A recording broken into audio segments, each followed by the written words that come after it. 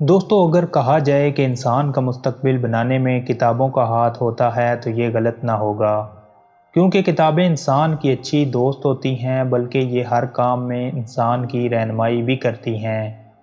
आपने भी ज़िंदगी में कई खासो आम किताबों का मुताला किया होगा। आज हम भी इस वीडियो में एक किताब का ही जिक्र करने जा रहे हैं, लेकिन इस किताब की ख़ास बात यह है कि इस किताब को किसी इंसान ने नहीं बल्कि शैतान ने तहरीर किया है। जी हाँ दोस्तों, बात अजीब है लेकिन हकीकत यही है। इस किताब को शैतान ने कैसे लिखा और ये किताब क्यों अब तक दुनिया की सबसे पुरअसरार किताब बनी हुई है, इस किताब को पढ़ने वाला इंसान क्यों पागल हो जाता है, इन सब सवालों का जवाब जानने के लिए वीडियो को एंड तक ज़रूर देखें। दोस्तों, डेविल्स बाइबल के नाम से जानी जाने वाली ये किताब, जिसे लोग कोडेक्स गीगाक के नाम से भी जानते हैं, कहा जाता है कि ये किताब दुनिया की सबसे पुरअसरार किताब है। इसे शैतान की सबसे बड़ी किताब कहा जाता है।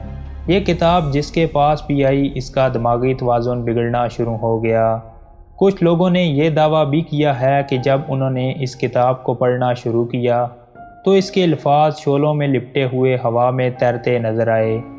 इस किताब में कुल 310 सिफ़ात हैं। ये तमाम सफ़ेद चमड़े के हैं। इस किताब को लिखने के लिए 160 गधे की जिल्दों का इस्तेमाल किया गया। ये किताब 36 इंच लंबी, 20 इंच चौड़ी और 8 इंच मोटी है।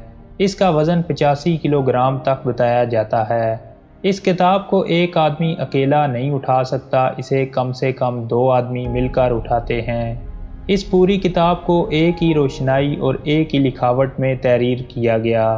और इस किताब की सबसे अजीब बात यह है कि इस किताब को एक ही रात में लिखा गया। दोस्तों, अब यहाँ सवाल पैदा होता है कि 310 सिफ़ात पर मुश्तमिल ये किताब आखिर एक रात में कैसे लिखी जा सकती है। दोस्तों, इस किताब को लिखने के पीछे जो कहानी है वो ये है कि 13वीं सदी में एक मोंक यानी सन्यासी हुआ करता था, जो सन्यास के असूलों के ख़िलाफ़ हो चुका था। ये बात शहर में फैलती हुई राजा के कानों तक पहुंची।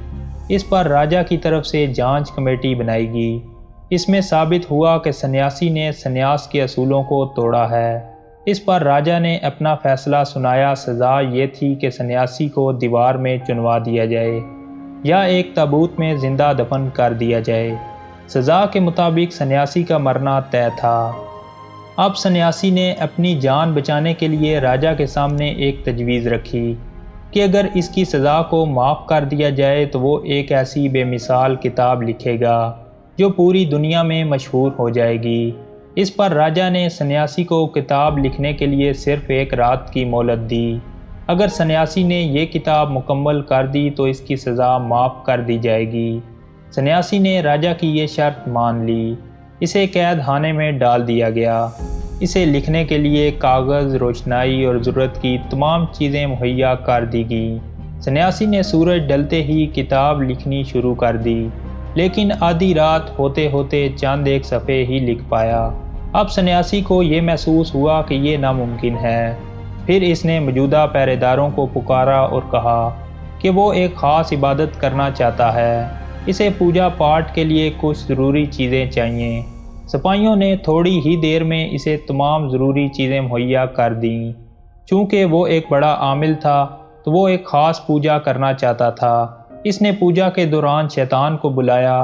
सन्यासी ने अपनी रूह के बदले में शैतान को ये किताब एक रात में मुकम्मल करने को कहा। शैतान ने इसकी बात मान ली। इसके बाद सन्यासी आराम से सो गया। जब सुबह होती है, सन्यासी जागता है तो वो देखता है कि इसके सामने एक किताब पड़ी हुई है। लेकिन जब सन्यासी ने किताब का पहला सफ़ा पलटा तो पहले ही सफ़े पर शैतान की तस्वीर बनी हुई थी। इसके अलावा सूरज, चाँद और जन्नत और दोज़ख की तस्वीरें बनी हुई थीं। कुल मिलाकर इस किताब में भलाई और बुराई के फ़र्क को दिखाया गया। लेकिन ये किताब शैतान की इबादत करने के लायक थी। शर्त के मुताबिक किताब मुकम्मल हो चुकी थी और सन्यासी ने जैसे ही किताब को देखा, शैतान ने इसकी रूह को अपने कब्ज़े में ले लिया और इसी वक्त सन्यासी की मौत हो गई। सुबह शर्त के मुताबिक राजा के सिपाही पहुंचते हैं। وہ دیکھتے ہیں کہ سنیاسی مرا ہوا ہے اور اس کے قریب ایک کتاب پڑی ہوئی ہے، لیکن جیسے ہی ان لوگوں نے کتاب کو کھول کر دیکھا، ان کا ذہنی توازن بگڑنا شروع ہو گیا۔ اس کتاب کے چرچے اسی دن سے شروع ہو گئے۔ جن لوگوں نے بھی اس کتاب کو پڑھنے کی کوشش کی، انہوں نے بیان دیا کہ اس کتاب کے الفاظ ہوا میں اڑتے ہیں اور شعلوں میں لپٹے ہوئے نظر آتے ہیں۔ اس کتاب کو جو کوئی بھی پڑھتا ہے، اس کے ساتھ عجیب و غریب حادثے پیش آتے ہیں۔ دوستو، دھیرے دھیرے وقت بیتا اور اس کتاب کے متعلق تحقیق شروع ہوئی۔ سوال یہ تھا کہ ایک رات میں اسے لکھنا کیسے ممکن ہوا، لیکن جو لکھاوٹ تھی اور جو روشنائی استعمال کی گئی وہ ایک ہی تھی۔ یہ طے تھا کہ اس کتاب کو ایک ہی آدمی نے ایک ہی ہاتھ سے لکھا ہے۔ تحقیق سے یہ بات بھی ثابت ہوگی کہ یہ کوئی معمولی کتاب نہیں ہے، بلکہ واقعی یہ شیطان کی کتاب ہے، اور اس دن سے اس کتاب کا نام ڈیولز بائبل پڑا، اور آج بھی یہ کتاب چیک ریپبلک چیکوسلواکیہ کے اسٹاک ہوم کی لائبریری میں بحفاظت موجود ہے۔ دوستو، آج 700 سال ہونے کے بعد بھی اس کتاب کے اسرار پر سے پردہ نہیں اٹھایا جا سکا۔ 13ویں صدی سے لے کر آج 21ویں صدی تک کوئی بھی یہ نہیں بتا پایا کہ یہ کتاب ایک رات میں کیسے لکھی گئی، اس کتاب کو لکھنے کے پیچھے مقصد کیا تھا، اور یہ کتاب کیوں لکھی گئی۔ اس بات پر آج بھی بحث ہوتی ہے۔ اس کتاب کو مکمل آج تک کوئی نہیں پڑھ پایا۔ جس نے بھی یہ کوشش کی، اس کے ساتھ عجیب و غریب واقعات پیش آئے۔ رفتہ رفتہ اس کتاب کو لوگ منحوس، پر اسرار اور خوفناک کتاب ماننے لگے اور اس سے دور ہونے لگے۔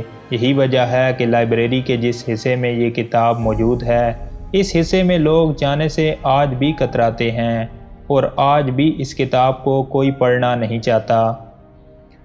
دوستو، آج کی ویڈیو بس یہیں تک تھی۔ ہمیں امید ہے آپ دوستوں کو پسند آئی ہوگی۔ ویڈیو پسند آنے کی صورت میں ویڈیو کو لائک اور چینل کو سبسکرائب کرنا نہ بھولیں، اور ساتھ ہی لگے بیل آئیکن کے بٹن کو بھی دبا دیجئے تاکہ ہماری ہر نئی آنے والی ویڈیو آپ کو سب سے پہلے ملے۔ تو نئی ویڈیو آنے تک کے لیے ہمیں دیں اجازت۔ اللہ آپ کا حامی و ناصر ہو۔